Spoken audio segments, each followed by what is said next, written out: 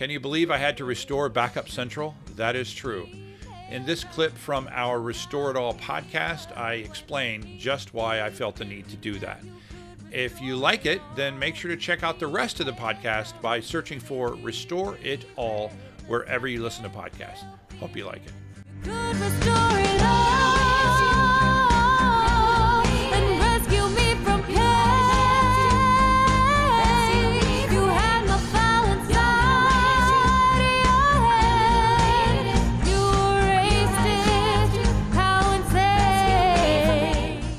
Gotcha. Okay, so it's good. So you have your backup system set up fairly well, and it's automated, and it notifies you if there are any issues as well as successes. So Right. you're doing these backups. Then what happened in the last couple of weeks? So I'm going to say, so I get an email that says something's not right, right? The backup didn't succeed.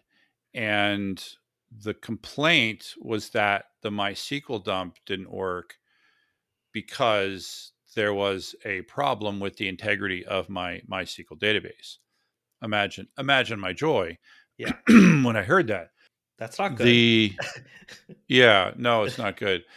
And it got worse because I was like, well, I wonder how long this has been going on. Because again, I try to read this email. I don't always read it. And I saw that it had been going on for a little while.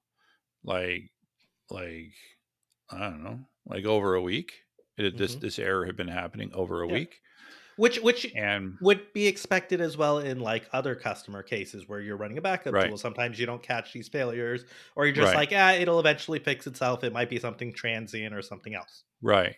And if I had noticed the problem right away, I could have gone immediately to the one backup that is stored on the host. Right. There's always one backup. The most recent backup is stored on the host.